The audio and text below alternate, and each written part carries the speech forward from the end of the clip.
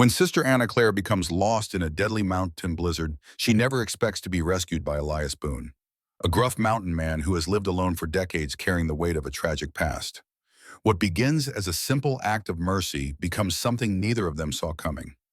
As they're forced together in his remote cabin, two souls who have sworn off love for very different reasons discover that some promises are meant to be broken, and others are meant to be lived every day. This is a story of faith redemption and the courage to choose love, even when it means risking everything.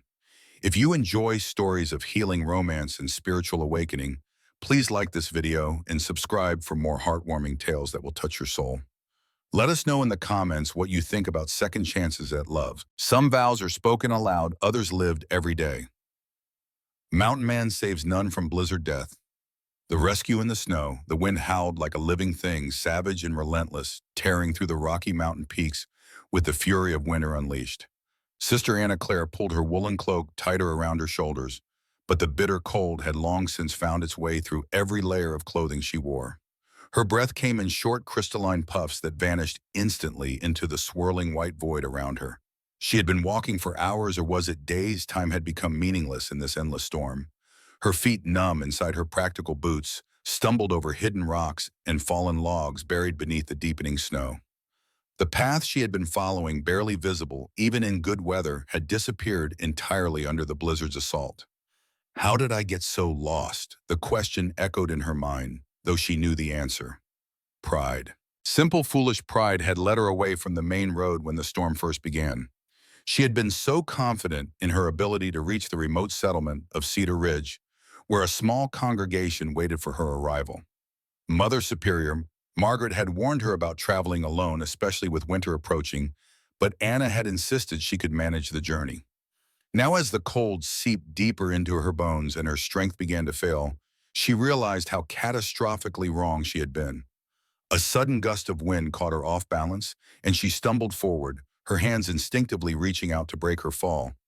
The snow was deeper here, coming up to her knees, and she struggled to regain her footing. Her rosary beads tucked safely in her pocket pressed against her hip, a small comfort in the growing darkness. The bells on her pack, meant to warn away wildlife, had long since fallen silent, their metal tongues frozen solid.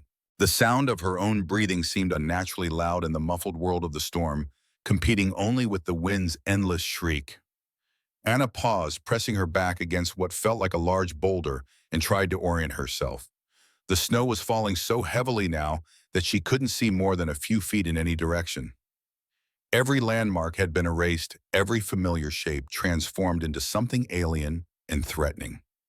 I need shelter, she thought, forcing herself to remain calm despite the ice of panic forming in her chest. There has to be something, a cave, an abandoned cabin, anything. But as she looked around, pushing herself away from the boulder to continue her search, her legs gave way beneath her. She fell hard into the snow, the impact driving the air from her lungs in a sharp gasp. For a moment, she simply lay there, feeling the cold seeping through her habit and into her very soul.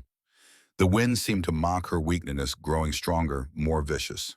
Snowflakes stung her exposed face like tiny needles, and she realized with growing horror that she was no longer shivering. The dangerous warmth of hypothermia was beginning to creep through her limbs. No, she told herself firmly, I will not die here. I have work to do, people counting on me. With tremendous effort, she pushed herself up onto her hands and knees, then struggled to stand. But her legs felt like water, and after only a few steps, she collapsed again. This time, she couldn't find the strength to rise. The snow continued to fall, beginning to cover her dark habit with its pristine whiteness. Anna closed her eyes and began to pray, her lips moving silently in the ancient words that had comforted her through every trial of the past 6 years. Our Father, who art in heaven. The prayer had barely formed in her mind when she heard it, a sound that didn't belong to the storm. Heavy footsteps crunching through the snow with purpose and determination. For a moment, she thought it might be her imagination, a cruel trick of her failing mind. But then a shadow fell across her, and she opened her eyes to see a figure looming above her in the swirling white. At first, she could make out only the outline, broad shoulders, a heavy coat, the suggestion of a bearded face beneath a fur-lined hat. Then the figure knelt beside her, and she found herself looking into the weathered face of a man unlike any she had ever seen. His eyes, a startling shade of gray-green, were set deep beneath heavy brows that spoke of years spent squinting against wind and sun. His beard, streaked with silver, despite his apparent age of perhaps 50 years, was frosted with ice and snow. Everything about him suggested strength and capability, from his large, work-roughened hands to the way he moved with easy confidence even in the midst of the storm. "Ma'am," he said, his voice a low rumble that somehow carried clearly despite the wind. "You're in a bad way out here." Anna tried to speak but only managed a weak whisper. "Please help me." The man's expression grew grim and as he took in her condition. Without another word, he slipped his arms beneath her and lifted her from the snow as easily as if she weighed nothing at all. Anna felt herself pressed against the warmth of his chest, smelled the scent of wood smoke and leather that clung to his coat. "Hold on," he said simply. "My cabin's not far."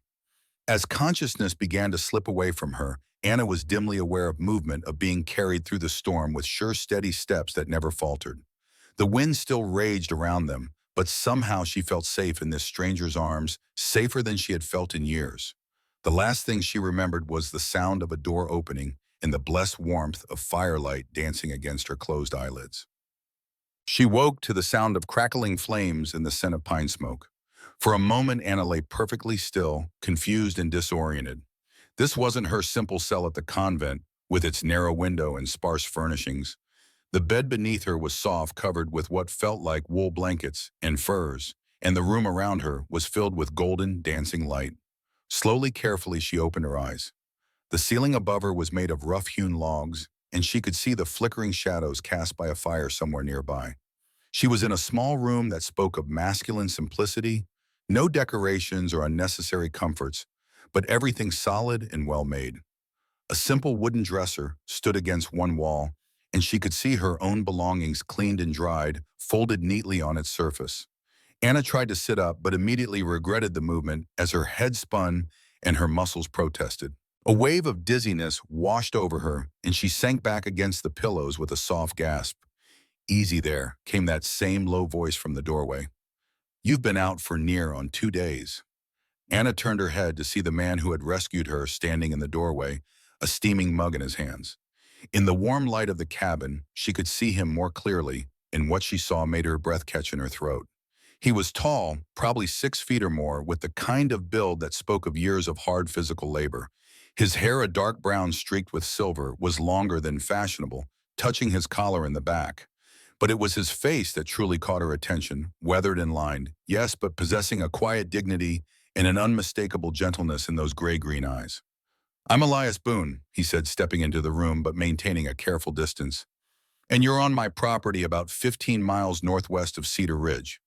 "Sister Anna Claire," she managed, her voice still weak. "I thank you. You saved my life." Elias nodded once, acknowledging her gratitude without any show of pride or expectation of further thanks. "You were in a bad way. Another hour in that storm and—" He left the sentence unfinished, but the meaning was clear. Anna tried to sit up again, more slowly this time. "I need to continue to Cedar Ridge. The congregation there is expecting me." "No one's going anywhere until this storm passes," Elias said firmly. "Been snowing steady for 3 days now, and there's no sign of it letting up. The passes are all blocked and the temperatures drop below what most folks can survive." As if to emphasize his point, the wind chose that moment to howl around the cabin, with renewed fury, rattling the windows in their frames. Anna shivered involuntarily, remembering the deadly cold she had barely escaped. "I understand," she said quietly. "I'm grateful for your hospitality, Mr. Boone. I hope I won't be too much trouble." Something flickered across Elias's face at her words. Surprise, perhaps? Or something deeper that she couldn't quite identify. "No trouble," he said simply. "Brought you some broth. You need to get your strength back." He approached slowly, as if dealing with a wild animal that might bolt at any sudden movement. When he reached the bedside, he held out the mug, and Anna was surprised to see how carefully he kept his hands positioned so that they wouldn't accidentally touch hers when she took it. The broth was rich and warming, clearly made from scratch. Anna sipped it gratefully, feeling strength begin to flow back into her limbs with each swallow. "This is wonderful," she said. "You're very kind." Elias shifted uncomfortably at the compliment. "Just being neighborly," he muttered. "You rest now. I'll be in the main room if you need anything." He turned to leave, but Anna's voice stopped him at the doorway. "Mr. Boone, how long have you lived up here alone? The question seemed to surprise him. He paused for a long moment, his hand resting on the doorframe. Long enough, he said finally, and then he was gone, leaving Anna alone with her thoughts and the sound of the storm outside. Over the next few days, as the blizzard continued its relentless assault on the mountain, Anna began to recover her strength. True to his word, Elias proved to be a capable and considerate host, bringing her meals at regular intervals and checking on her condition with professional efficiency. But she noticed other things as well. The way he always knocked before entering her room, even though it was his own cabin. How he never looked directly at her for more than a moment at a time, keeping his eyes carefully averted, as if her very presence might somehow contaminate him. The rigid politeness that seemed to hold him at arm's length from any real human connection. When she felt strong enough to leave the bedroom, Elias had laid out her cleaned and mended habit, along with a simple wool dress that looked as if it had never been worn. She chose the dress thinking it might be more practical for moving around the cabin and was surprised by how well it fit. The main room of the cabin was larger than she had expected, dominated by a massive stone fireplace that threw heat and light throughout the space. The furniture was all handmade, a sturdy table and chairs, bookshelves lined with well-worn volumes and comfortable seating arranged around the hearth. Everything spoke of a man who valued quality and functionality over decoration. What surprised her most was how clean and organized everything was. She had expected the dwelling of a mountain hermit to be rough and unkempt, but Elias clearly took pride in maintaining his home. The floors were swept, the dishes washed and put away, and even the woodpile by the fireplace was stacked with military precision. "You're looking better," Elias observed as she emerged from the bedroom that first morning. He was standing at the stove tending to what smelled like bacon and eggs, but he kept his back to her as he spoke. "I feel much better, thank you," Anna replied, settling carefully into one of the chairs near the fireplace. "That dress, it fits perfectly. Was it found it in a trunk?" Elias said quickly, not turning around. "Figured it might be more comfortable than—" He gestured vaguely in her direction. Anna understood. More comfortable than her religious habit, he meant. "It was very thoughtful of you. Though I have to ask, do you often entertain female guests up here?" The question seemed to startle him, and he actually turned to look at her for a moment before quickly averting his gaze again. "No," he said simply.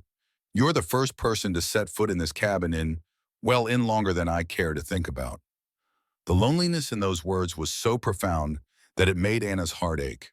She had chosen solitude herself when she entered the convent, but it was a chosen isolation surrounded by community. This man had cut himself off from the world so completely that her presence seemed to unsettle him at the most fundamental level. "Then whose dress is it?" she asked gently. Elias was quiet for so long that Anna thought he might not answer.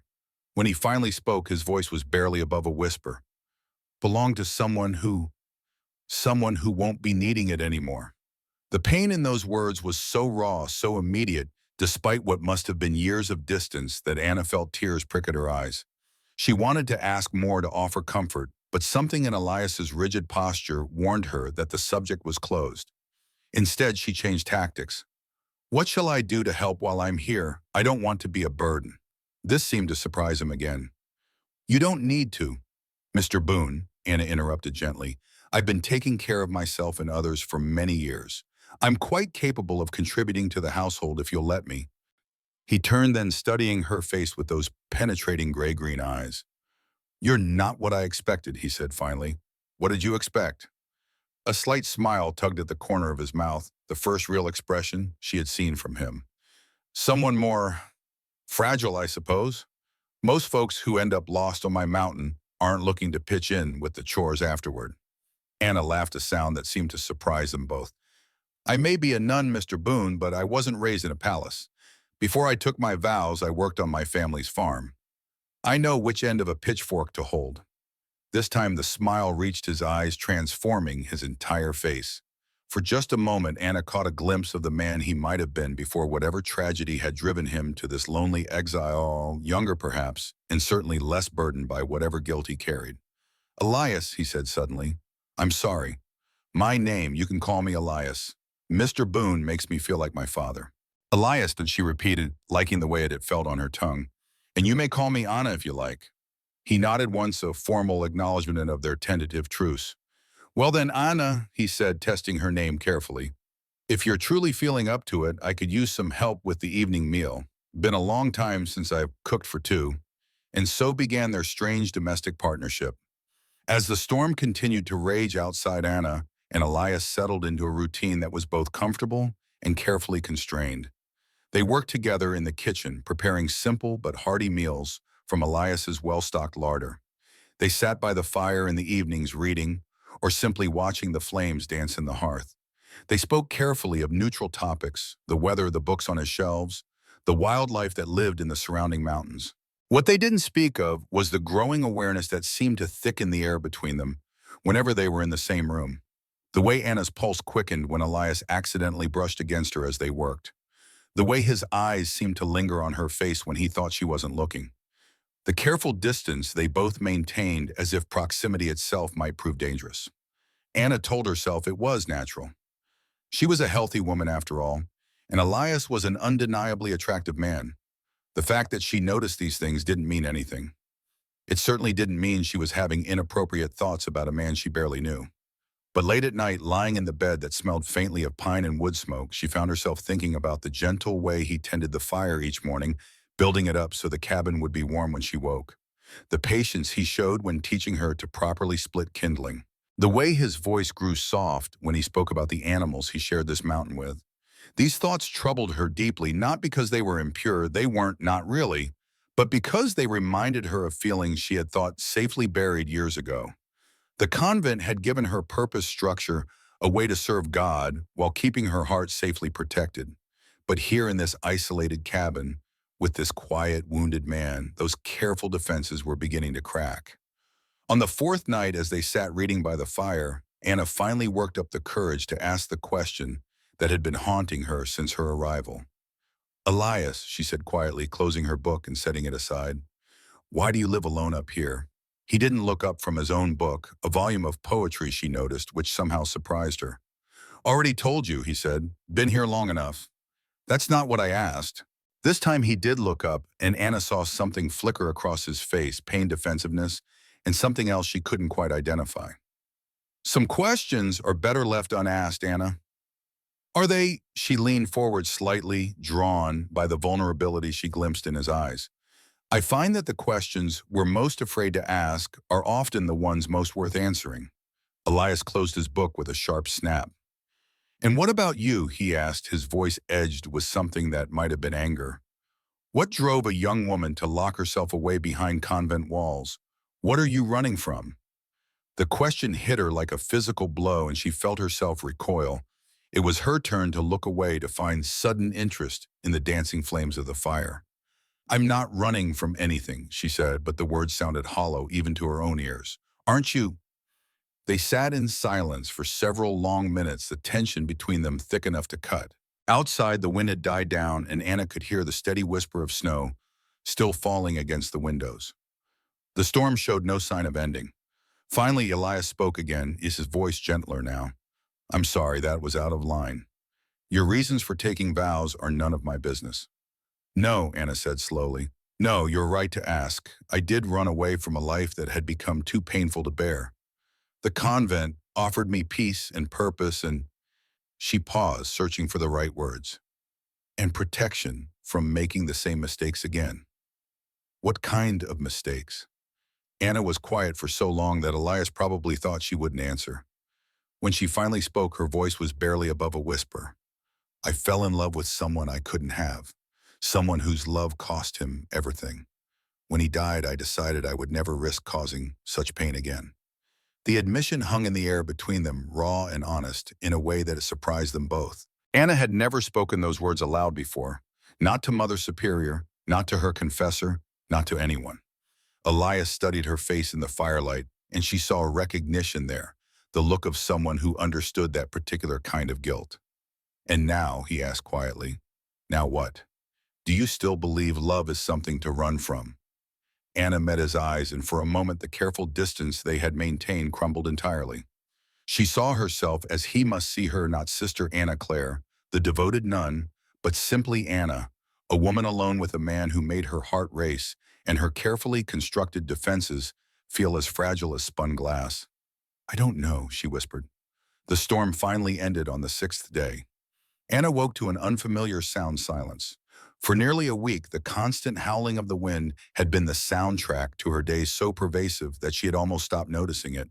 Now, in its absence, the world seemed to hold its breath. She rose quickly and went to the bedroom window, pushing aside the simple curtains Elias had hung there.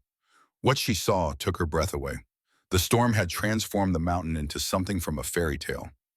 Everything was buried beneath a pristine blanket of white that sparkled like diamonds in the early morning sun. The pine trees stood like silent sentinels, their branches heavy with snow, and the air was so clear and bright it almost hurt to look at. But it was the depth of the snow that truly amazed her. What had been a manageable trail when she arrived was now completely invisible beneath drifts that reached nearly to the cabin's windows. Even if she wanted to leave, which she found herself oddly reluctant to consider, travel would be impossible for weeks. Beautiful, isn't it? Elias's voice came from behind her, and she turned to find him standing in the doorway with two steaming cups of coffee. I've never seen anything like it, Anna said, accepting the cup gratefully. It's like the whole world has been remade. Elias moved to stand beside her at the window, careful to maintain the proper distance they had observed throughout her stay. Used to frighten me storms like this one. The way they could cut you off from everything, trap you with your own thoughts. Used to. He was quiet for a moment, sipping his coffee and studying the transformed landscape. Started to appreciate the silence after a while, the way it strips everything down to what's essential. Anna glanced at him sideways, noting the way the morning light caught the silver in his hair and beard. And what is essential? Warmth, he said simply. Shelter, food, safety. He paused, and when he spoke again, his voice was softer. Company when you're fortunate enough to have it. The words sent a warm flutter through Anna's chest, and she found herself moving slightly closer to him, drawn by his quiet presence. You've been alone up here a long time, haven't you? 15 years, Elias said without hesitation. Came up here after. He stopped himself, shaking his head. Well, after I needed to get away from things down in the valley. 15 years, Anna repeated softly. That's a long time to carry whatever burden brought you here. Elias turned to look at her, then his gray-green eyes searching her face. What makes you think it's a burden? The way you hold yourself, Anna said gently. The way you avoid people. The careful distance you keep from the world. I recognize the signs because I carry something similar. They stood in comfortable silence for several minutes, watching the snow glitter in the strengthening sunlight.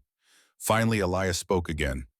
There was an accident, he said quietly, down in Millerville where I used to live. I was working for the mining company, running one of the big machines they used to move ore cars. There was a woman, his voice caught slightly. Her name was Sarah. She worked in the company office, kept the books, and managed the payroll. Anna waited, sensing that this was a story he had never told anyone. She was everything I wasn't, Elias continued. Educated, refined, came from a good family back east. I couldn't figure out why she'd give a rough man like me the time of day, but she did. Said she saw something in me that I couldn't see in myself. You loved her, Anna said softly. More than life, Elias confirmed. We were planning to marry come spring. I was working double shifts, saving every penny, so I could build her a proper house, give her the kind of life she deserved. What happened? Elias set down his coffee cup with hands that trembled slightly.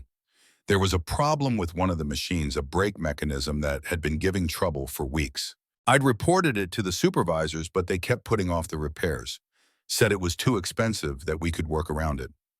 Anna felt a chill that had nothing to do with the mountain air. Sarah came to the mine that day to bring me lunch. Elias continued, his voice growing hoarse. She wasn't supposed to be anywhere near the equipment, but she wanted to surprise me. I was moving a full load of ore cars when the brake finally gave way completely. Oh, Elias. I tried to jump clear, but she was directly in the path. I could have saved myself, but if I had. He stopped, unable to finish. You tried to save her instead, Anna said, understanding flooding through her. Elias nodded, his jaw tight. We were both caught under the cars when they derailed. Sarah died instantly. I spent 3 months in the hospital, and when I finally got out, I couldn't stand to be around people anymore. Every face I saw reminded me of what I'd cost them, the best, kindest woman any of them had ever known. That wasn't your fault, Anna said firmly. You did everything you could. Did I? Elias turned to face her fully, and she saw the raw pain that he'd been carrying all these years. I could have refused to operate that machine until it was properly repaired. I could have found another way to make the money we needed. I could have... You could have done 1,000 things differently, Anna interrupted gently. But you made the choices you made with the best intentions, and you tried to save the woman you loved at the cost of your own life. That's not failure, Elias. That's the most human thing anyone could do. For a moment, she thought he might argue with her, might retreat back into the shell of guilt and self-recrimination he had built around himself. Instead, he simply stared at her as if seeing her clearly for the first time. How do you do that? He asked quietly. Do what? Make it sound like forgiveness is possible. Anna felt her heart break a little at the raw hope in his voice. Because it is possible. It has to be, or else we're all lost. They stood there looking at each other in the bright morning light, and Anna felt something shift between them, a wall coming down a door opening that had been locked for far too long. Without thinking, she reached out and touched his hand where it rested on the windowsill. Elias looked down at their joined hands in surprise, but he didn't pull away. His skin was warm and rough from years of physical labor, and Anna was surprised by how right it felt to touch him. Anna, he said softly, and there was something in the way he spoke her name that made her pulse quicken. Before either of them could say anything more, a sharp crack from outside broke the spell. They turned to see that the weight of the snow had caused a large branch to break away from one of the nearby pines, and it now lay across the path that led to Elias's woodshed. I need to clear that, Elias said, his practical nature reasserting itself. Can't let the path stay blocked. I'll help, Anna said immediately. You don't need to. I know. Elias, she said firmly, we're in this together now. Let me help. He studied her for a moment, then nodded. We'll need to bundle up. It's still well below freezing out there. An hour later, they were both outside in the crisp mountain air, working together to clear the fallen branch. Anna had borrowed a heavy coat and boots from Elias's collection of outdoor gear, and though they were far too large for her, they kept her warm and dry as they worked. The task required them to coordinate their efforts closely, Elias using a saw to cut the branch into manageable sections, while Anna dragged the pieces away from the path. It was hard work, but Anna found herself enjoying both the physical exertion and the easy partnership they fell into. You weren't lying about knowing which end of a pitchfork to hold, Elias observed as they paused to rest, both of them breathing hard from their efforts. Anna laughed, pushing a strand of hair back from her face. My father would say I was always more comfortable in the barn than in the parlor. What was he like? Elias asked, genuine curiosity in his voice. Your father. Stubborn, Anna said immediately, then smiled at the memory. But kind. He believed in hard work and treating people fairly no matter their station in life. He died when I was 22, but I still hear his voice sometimes when I'm facing a difficult decision. And your mother, Anna's expression grew more complicated. She had different ideas about what kind of life a young woman should lead. When I told her I was considering joining the convent, she was less than pleased. She wanted you to marry, have children. She wanted me to be safe, Anna said quietly, to have security and respectability. I think she was afraid that if I chose a life of service, I'd end up hurt somehow. Elias was quiet for a moment, resuming his work on the branch. Was she right to be afraid? The question surprised Anna. What do you mean? Well, here you are, nearly frozen to death on a mountain, staying in the cabin of a man you barely know. Some might say your mother's fears were justified. Anna considered this as she gathered up another armload of branches. Maybe, but I think she was more afraid of me getting hurt emotionally than physically. She knew I had a tendency to give my heart too freely, and she worried about what that might cost me. But you gave it anyway, Elias observed, to the man you mentioned before. Anna felt heat rise in her cheeks despite the cold air. Yes, I gave it anyway. They worked in companionable silence for a while, the only sounds the whisper of the fall and the soft thump of branches being stacked. But Anna found herself growing increasingly aware of Elias beside her, the way his muscles moved beneath his heavy coat, the puffs of vapor from his breath in the cold air, the focused concentration on his face as he worked. When they finally finished clearing the path, they both stood back to admire their handiwork. The route to the woodshed was clear and safe, and they had even managed to create a neat pile of firewood from the larger sections of the branch. Good work, Elias said, and Anna felt an absurd flush of pride at his approval. It felt good to do something useful, she admitted. I've been feeling rather useless lying around the cabin while you took care of everything. You haven't been useless, Elias said firmly. Having you here has been... He paused, searching for the right words. It's been nice. Having someone to talk to share meals with. I'd forgotten what that was like. The honesty in his voice made Anna's heart skip a beat. I've enjoyed it too, she said softly. More than I probably should have. They looked at each other for a long moment, and Anna felt that dangerous awareness sparking between them again. The cold air had brought color to Elias's cheeks and made his eyes seem even brighter than usual. A few snowflakes had caught in his beard, and without thinking, Anna reached up to brush them away. The touch was fleeting, barely a whisper of contact, but it sent a jolt of electricity through both of them. Elias caught her hand, gently holding it against his face for just a moment before carefully stepping back. We should go inside, he said, his voice rougher than usual. Get warmed up. Anna nodded, not trusting herself to speak. As they gathered up their tools and headed back toward the cabin, she found herself wondering what was happening to her. The careful, emotional distance she had maintained for 6 years was crumbling, and she wasn't sure she had the strength to rebuild it. Inside the cabin, they worked together to prepare lunch, moving around each other in the small kitchen, with an ease that spoke of their growing comfort with one another. Anna found herself hyper-aware of every accidental brush of their hands every moment when Elias leaned close to reach something from the shelves above her head. Anna, Elias said suddenly as they sat down to eat their simple meal of soup and bread. Yes. What will you do when the snow melts enough for travel, I mean? The question hit her harder than she had expected. Throughout their morning of working together, she had managed to push aside the reality that this strange, peaceful interlude couldn't last forever. Eventually, the snow would melt, the passes would clear, and she would have to return to her real life, to the convent, to her duties, to the vows she had taken. I'll continue on to Cedar Ridge, she said finally, complete the mission I was sent on. And after that, back to the mother house, I suppose. There's always work to be done there. Elias nodded slowly, but she could see something troubling him. Do you miss it, he asked. The convent life. Anna considered the question carefully. I miss the certainty of it, she said finally. The sense of purpose, the clear boundaries between right and wrong.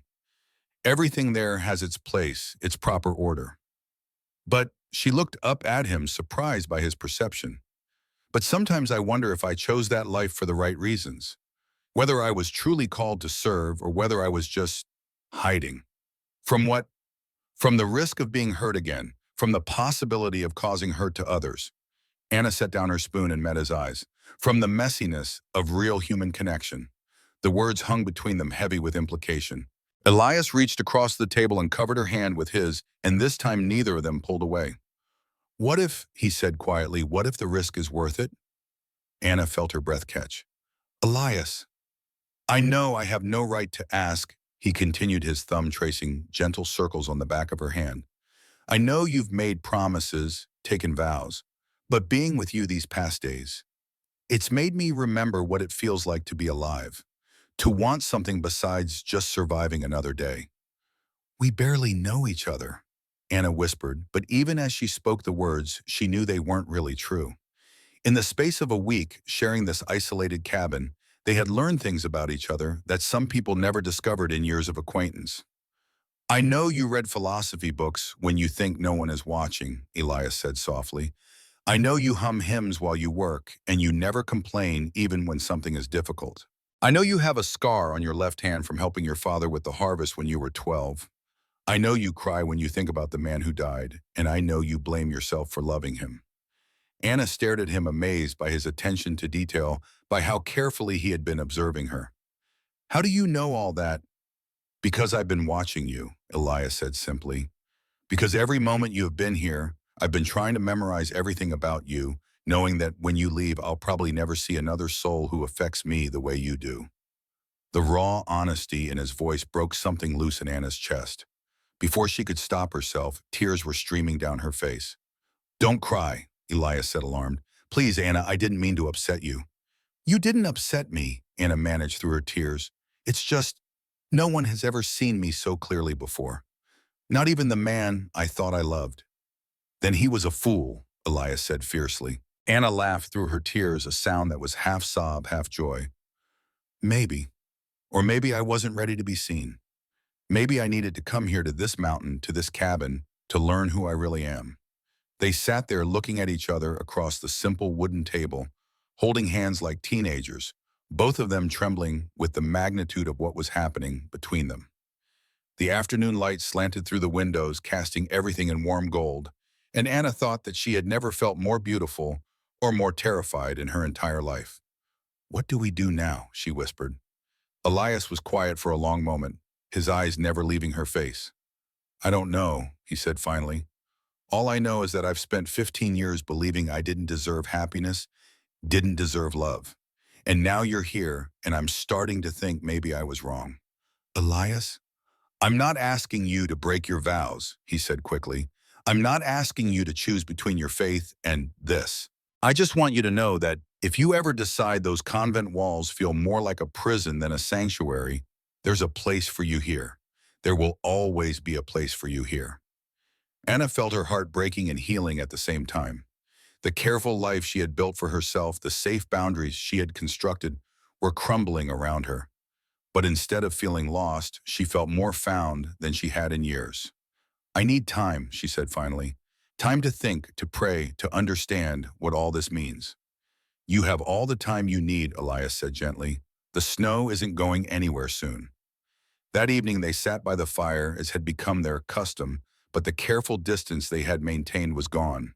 Anna found herself curled up on one end of the small sofa, while Elias sat on the other end close enough that she could feel the warmth radiating from his body. They didn't speak much. There seemed to be too much and too little to say at the same time.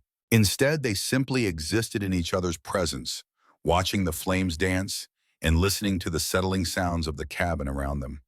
When Anna finally rose to go to bed, Elias caught her hand gently. "Sweet dreams, Anna," he said softly.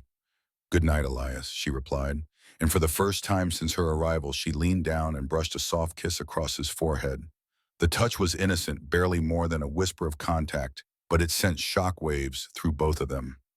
Anna fled to her room, her heart pounding, while Elias sat staring into the fire long into the night, his hand pressed to the spot where her lips had touched his skin.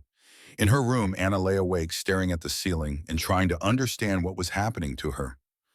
Everything she had believed about herself, about her calling, about her future, was shifting like sand beneath her feet. The life she had planned, the safety she had built, the distance she had maintained from the messy complications of human love, it was dissolving in the warmth of one man's gentle attention. And for the first time in 6 years, she wasn't sure that was a bad thing. Anna woke to the sound of voices outside the cabin, multiple voices calling her name. For a moment, she lay in the warm bed, disoriented and confused. Then reality crashed over her like cold water, and she understood what was happening. The search party had found her. She rose quickly and went to the window, pushing aside the curtains, to see 3 men on horseback approaching through the snow. Even at a distance, she recognized the lead rider, Father Benedict, from the diocese office in Cedar Ridge. Behind him rode 2 men she didn't know, probably local guides hired to help navigate the mountain trails. Anna's heart began to race, but not with relief. Instead, she felt something that might have been panic or grief or both. Her time here was ending, and she wasn't ready. She would never be ready. From the main room, she heard Elias's voice greeting the riders, his tone carefully polite but distant. She dressed quickly in her habit. It felt strange and constraining after days in the simple wool dress, and tried to compose herself for what she knew would be a difficult conversation. When she emerged from the bedroom, Father Benedict was already inside the cabin, shaking snow from his heavy coat, while the other 2 men waited outside with the horses. He was a thin, severe man in his 50s, with graying hair and sharp eyes that seemed to take in every detail of his surroundings. "Sister Anna Claire," he said, his voice carrying both relief and reproof. "Thank God you're safe. When you failed to arrive in Cedar Ridge as scheduled, and then the storm—" He shook his head. "We feared the worst." "I'm sorry to have caused such worry," Anna said, clasping her hands in front of her to hide their trembling. "Mr. Boone saved my life. I would have frozen to death in that blizzard if he hadn't found me." Father Benedict turned to Elias, who stood near the fireplace with his arms crossed, his expression carefully neutral. "The church owes you a debt of gratitude," the priest said formally. "I trust Sister Anna hasn't been too much trouble during her stay here." No trouble at all, Elias replied, his voice giving nothing away. But Anna caught the way his eyes found hers, a silent communication that passed between them. Well then, Father Benedict said briskly, we should be on our way. The trail is still difficult but passable, and I'd like to reach Cedar Ridge before dark. Anna felt the world spinning around her. Just like that, it was over. A week that had changed everything about how she saw herself. Her faith, her future reduced to a simple rescue story. A brief inconvenience to be quickly forgotten. Of course, she heard herself saying, I'll gather my things. In the bedroom, Anna packed her few belongings with hands that shook. Everything that was truly hers fit into a small canvas bag, her prayer book, her rosary, the letters from Mother Superior that had brought her here in the first place. The wool dress lay folded on the dresser, and she found herself touching it gently, remembering the feel of Elias's hands helping her into his heavy coat that morning when they had worked together to clear the path. That morning felt like a lifetime ago. When she returned to the main room, Father Benedict was examining Elias's bookshelves with obvious curiosity. Quite a collection, he observed. Philosophy, poetry, theology. Unusual reading for a mountain man. I have time for reading, Elias replied mildly. Indeed, the priest's tone suggested disapproval, though of what Anna couldn't say. Sister, are you ready? Anna nodded, not trusting her voice. She turned toward the door, then stopped and looked back at Elias. For a moment, the rest of the world fell away, and it was just the two of them again. Thank you, she said softly, for everything. Elias nodded once, his jaw tight. Be safe, Anna. The use of her first name in front of Father Benedict was probably a mistake, but Anna was grateful for it. She wanted to remember the sound of her name on his lips, the way it felt when he spoke it like a prayer. Sister, Father Benedict said sharply, and Anna realized she had been staring. She followed him outside into the brilliant afternoon sunshine, the snow so bright it hurt her eyes after the warm dimness of the cabin. The journey down the mountain passed in a blur of white landscape and careful conversation. Father Benedict asked her perfunctory questions about her ordeal, how she had become lost, whether she had been injured, what provisions Elias had shared with her. Anna answered as briefly as possible, offering no details about the long evenings by the fire, the gradual breaking down of barriers, the way her heart had begun to open like a flower turning toward the sun. She didn't tell him about the growing awareness that had sparked between them, or the way Elias's gentle presence had made her question everything she thought she knew about love and faith and the choices she had made. She certainly didn't mention the kiss she had pressed to his forehead, or the way they had held hands across his simple kitchen table while confessing their deepest fears. Some things were too sacred to share with a man who saw only duty and obligation where she had discovered wonder. Cedar Ridge turned out to be a small but prosperous town nestled in a valley between two ridges of mountains. The congregation Father Benedict led her to was housed in a simple wooden church, but the people who greeted her were warm and welcoming. They had been worried about her, they said. They had prayed for her safety during the storm. Anna smiled and thanked them and allowed herself to be settled into the small room behind the church that would serve as her temporary quarters. But even as she went through the familiar motions of her religious life, attending evening prayers, sharing simple meals with the local families, listening to their concerns, and offering what comfort she could, her heart remained on the mountain, with a man who read poetry by firelight and carried 15 years of guilt like a stone in his chest. 3 days passed in this manner. Anna performed her duties with competence and grace, but she felt like an actress playing a role that no longer fit. The habits and rituals that had once brought her comfort now felt hollow, empty gestures that failed to fill the growing void inside her. On the fourth evening, as she knelt alone in the empty church trying to pray, Mother Superior Margaret arrived. Anna heard the familiar footsteps on the wooden floor behind her and turned to see the woman who had been her guide and mentor for the past 6 years. Margaret was a tall, dignified woman in her 60s with silver hair and kind but penetrating blue eyes that seemed to see straight through to the soul. Sister Anna Clare, Mother Superior said, settling onto the pew beside her. Father Benedict tells me you have had quite an adventure. Yes, Mother, Anna replied quietly. He also tells me you seem different somehow. Distracted. Troubled, perhaps. Anna felt heat rise in her cheeks. I'm simply tired, Mother. It was a difficult experience. I'm sure it was. Margaret's voice was gentle but knowing. Being alone with one's thoughts for so long that can be quite revealing. Sometimes we discover things about ourselves that we'd rather not examine too closely. The perceptive comment hit closer to home than Anna was comfortable with. I don't know what you mean. Don't you? Margaret studied Anna's face in the dim light of the church candles. My dear, I've been watching over young women for more than 30 years. I know the signs of a heart in turmoil. Anna felt tears threaten, and she blinked them back fiercely. My heart is devoted to God, Mother. It always has been. Has it, Margaret asked gently, or has it been devoted to safety, to avoiding the risks that come with loving another human being? The question was so direct, so accurate, that Anna couldn't find words to answer it. She simply stared at the simple wooden cross that hung above the altar, remembering another cross carved into the stone mantelpiece of a mountain cabin where a lonely man built fires to warm a woman who had forgotten what it meant to be truly seen. Tell me about him, Margaret said softly. Mother, tell me about the man who reminded you that you have a heart capable of more than duty. Anna's composure finally cracked. The tears she had been holding back for days began to flow freely, and she found herself telling Mother Superior everything about Elias's gentleness, his intelligence, his devastating honesty about his past, about the way he had cared for her without expecting anything in return, about the growing awareness between them, the careful touches, the moment when she had realized that the walls she had built around her heart were no longer protection, but prison. I don't understand what's happening to me, Anna finished through her tears. I took vows. I made promises to God. But being with Elias, it felt like the most sacred thing I've ever experienced. Margaret was quiet for a long time, her weathered hands folded in her lap.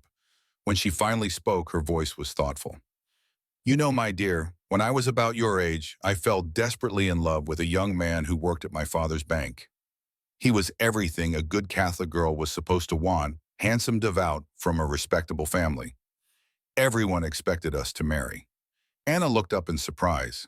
In all her years at the convent, Mother Superior had never mentioned any romantic attachments from her past. What happened? Anna asked. I chose the convent instead, Margaret said simply. I convinced myself it was a calling from God, that I was meant for higher things than earthly love. It wasn't until years later that I realized I had chosen the convent, not because I was called to it, but because I was afraid of marriage, afraid of the vulnerability that comes with loving someone completely. Do you regret your choice? Margaret smiled, an expression both sad and peaceful.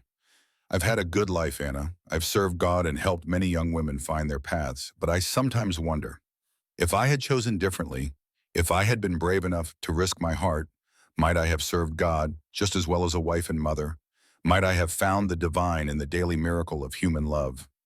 The words hung in the air between them, revolutionary and terrifying in their implications. Are you telling me to leave the order? Anna asked quietly. I'm telling you to listen to your heart. Really listen, not to the fear that masquerades as wisdom. God gave you the capacity to love Anna. Why would he do that if he didn't want you to use it? But my vows, Boone, are a contract, not a chain, Margaret said firmly. They bind you only as long as you choose to be bound to one. The church teaches that vows taken without full understanding or under duress of emotion are not valid in the eyes of God. And a vow to avoid love because you're afraid of being hurt. That's not holy, my dear. That's just human. Anna stared at her in amazement. I can't believe you're saying this. Can't you? Margaret reached over and took Anna's hand gently. In all the years you've been with us, have you ever felt truly at peace, truly fulfilled? Or have you simply felt safe? The question cut to the heart of everything Anna had been trying not to examine about her life. The truth was that she had felt useful at the convent, valued even content at times. But peace, true fulfillment, those had been as elusive as morning mist. I felt at peace with Elias, Anna whispered. For the first time in years, I felt like myself. Then perhaps, Margaret said gently, that's where you need to be. That night, Anna lay awake in her narrow bed, staring at the ceiling and trying to understand what Mother Superior had told her. The possibility that her vows might not be as binding as she had always believed, that her calling might lie in a different direction than she had thought, it was overwhelming. But more than that, it was terrifying. Choosing to leave the convent would mean giving up everything she had known for the past 6 years. It would mean risking her heart completely with no guarantee of the outcome. Elias had said there would always be a place for her on his mountain, but what if he had changed his mind? What if the week they had shared had meant less to him than it had to her? What if she gave up everything and found that she had made the wrong choice again? The questions circled in her mind like vultures feeding on her doubts and fears. But beneath them, growing stronger with each passing hour, was a deeper certainty that felt like coming home. She loved Elias Boone, not the desperate, dependent love she had felt for the young man who had died years ago, but something deeper and truer. A love that saw all his flaws and wounds and chose him anyway. A love that didn't need him to be perfect, that didn't ask him to be anything other than exactly who he was. And perhaps more importantly, she had finally learned to love herself. Being with Elias had shown her that she wasn't broken, wasn't damaged beyond repair. She was simply a woman who had been hurt and had chosen safety over risk for so long that she had forgotten there was any other way to live. But now she remembered. The next morning, Anna requested a meeting with Father Benedict. She found him in his small office behind the church working on his sermon for the upcoming Sunday service. "Sister Anna," he said, looking up from his papers, "how are you feeling? Ready to return to the mother house?" "Actually, Father, I need to speak with you about something important." Something in her tone made him set down his pen and give her his full attention. "Of course. Please sit." Anna remained standing. "I've been thinking about my vows," she said carefully, "about whether I made them for the right reasons." Father Benedict's expression grew wary. "What do you mean?" "I mean that I'm beginning to believe I entered the convent not out of a true calling but out of fear. And I'm wondering if vows taken for such reasons are valid." "Sister Anna," Father Benedict said sternly, "I hope you're not allowing a brief stay with a mountain hermit to cloud your judgment about your sacred commitments." The dismissive tone in his voice sparked anger in Anna's chest. "Mr. Boone is not a hermit, Father. He's a good man who has spent 15 years punishing himself for something that wasn't his fault. And my time with him didn't cloud my judgment, it cleared it." "You've been living alone with an unmarried man," Father Benedict said coldly. "Regardless of the circumstances, such a situation is bound to create inappropriate feelings and confusion about your calling." "My feelings are not inappropriate," Anna said firmly. "They're honest. For the first time in my adult life, I'm being honest about what I want, what I need, what I believe God is calling me to do." "And what is that?" Anna took a deep breath. "To love Father, to risk my heart, to build a life with someone who sees me clearly and cares for me anyway. To serve God not by hiding from the world, but by living fully in it." Father Benedict stood up, his face flushed with anger. "This is exactly why the church has rules about contact between religious and lay people. You've allowed yourself to be seduced by romantic fantasy." "I've allowed myself to be awakened," Anna corrected, "and I'm grateful for it. Sister Anna, I strongly urge you to reconsider this course of action. Return to the mother house, spend time in prayer and contemplation. These feelings you're experiencing will pass." "Will they?" Anna asked quietly. "Or will I spend the rest of my life wondering what might have been if I had been brave enough to choose love over fear?" The conversation continued for another hour with Father Benedict, alternately pleading and threatening, trying every argument he could think of to dissuade her from her course. But Anna's resolve only strengthened with each passing minute. She had made her decision, and all the ecclesiastical pressure in the world couldn't change it. That afternoon, she wrote 2 letters. The first was to Mother Superior Margaret, formally requesting release from her vows and thanking her for her understanding and guidance. The second was shorter and harder to write. "Elias, I don't know if what we shared meant as much to you as it did to me, but I need you to know that it changed everything about how I see my life and my faith. If your offer still stands, if there really is a place for me on your mountain, I would like to come home. All my love, Anna." She sealed the letter and asked one of the local men to deliver it, then began the agonizing wait for a reply. 2 days later, as Anna was helping to prepare dinner for the congregation, she heard the sound of a horse approaching outside. Her heart began to race, but she forced herself to continue working, not daring to hope. Then Elias's voice called her name, and she dropped the wooden spoon she was holding and ran. He was standing beside his horse in the church courtyard, still travel-stained from the journey down the mountain. When he saw her, his whole face lit up with a smile that took her breath away. "Anna," he said, and then she was in his arms, being lifted off her feet and spun around like a child. When he set her down, she was laughing and crying at the same time. "You came," she said breathlessly. "Did you really think I wouldn't?" Elias cupped her face in his hands, his thumbs brushing away her tears. "I love you, Anna. I have since that first morning when you tried to argue with me about doing chores. I was just too much of a coward to say it." "I love you too," Anna whispered, "more than I knew it was possible to love anyone." They stood there holding each other in the fading afternoon light, oblivious to the small crowd of onlookers that had gathered. Father Benedict emerged from the church, his face dark with disapproval. "Sister Anna, he said sharply, what is the meaning of this display?" Anna turned in Elias's arms but didn't step away from him. "The meaning, Father, is that I've found my calling, and it's not what any of us expected. Your calling is to serve God in religious life. My calling," Anna said firmly, "is to love with my whole heart and to serve God by living the fullest, most honest life I can. And I can do that better as Anna Boone than I ever could as Sister Anna Clare." A murmur went through the small crowd at her words. Elias's arms tightened around her, and she felt his smile against her hair. "Will you marry me, Anna?" he asked softly, his voice carrying clearly in the evening air. "Yes," Anna said without hesitation. "Yes, I will." Father Benedict made several more attempts to change her mind, but Anna's decision was final.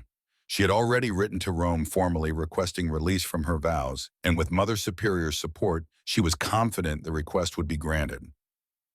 A month later in the small church in Cedar Ridge, Anna Catherine O'Brien married Elias James Boone in a simple ceremony attended by the entire congregation. She wore a dress of cream-colored wool that Elias had commissioned from the local seamstress and flowers in her hair that he had somehow managed to find even in the depths of winter.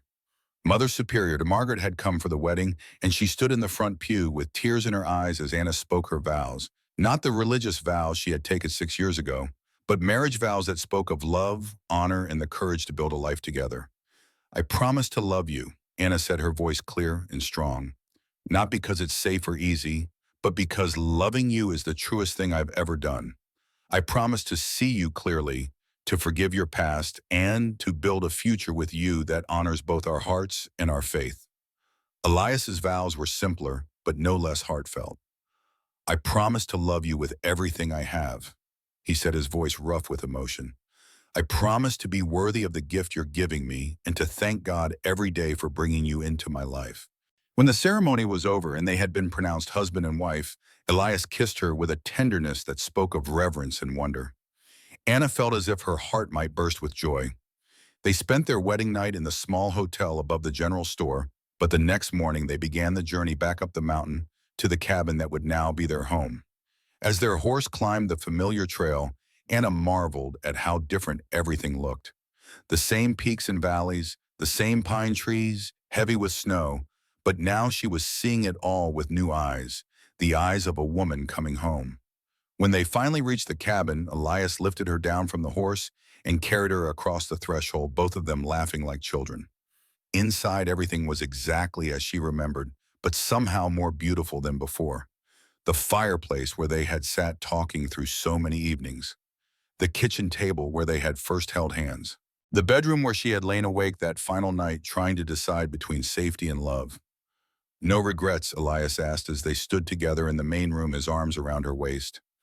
Anna looked around the simple cabin that was now her home, at the man who was now her husband, at the life they would build together in this place where she had first learned to trust her own heart. "No regrets," she said firmly. "This feels like where I was always meant to be." That night, as they lay together in the bed that was now theirs to share, Anna thought about the different kinds of vows she had made in her life. Some had been spoken aloud in grand ceremonies, promises made out of fear and desperation, attempts to create safety in an uncertain world. But others were lived every day in small acts of love and faith. The vow to see each other clearly, flaws and all. The vow to forgive the past and build something new. The vow to trust that love, however frightening, was worth the risk. As Elias's breathing deepened beside her and the mountains settled into its peaceful night sounds, Anna smiled and whispered a prayer of gratitude to the God who had led her through the wilderness to this place of unexpected joy.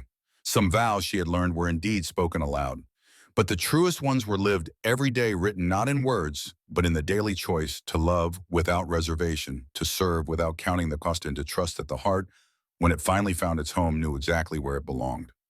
Outside the cabin, snow began to fall, again gentle flakes that caught the moonlight and transformed the world into something magical. But inside, warm and safe in each other's arms, Anna and Elias had already found their own kind of miracle.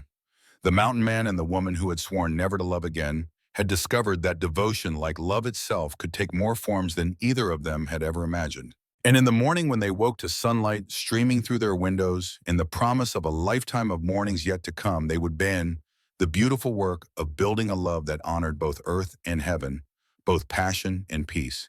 Some vows were spoken aloud, others were lived every day, and the very best ones Anna now knew were both. Thank you so much for watching this story of Anna and Elias. If this tale of second chances and the courage to choose love touched your heart, please give this video a thumbs up and subscribe to our channel for more inspiring romance stories that celebrate the beauty of human connection. We'd love to hear from you in the comments. Have you ever had to choose between safety and love? What do you think about Anna's decision to leave the convent for a chance at happiness? Share your thoughts below. Don't forget to hit the notification bell so you never miss our latest uploads. Until next time, remember that sometimes the greatest act of faith is learning to trust your own heart.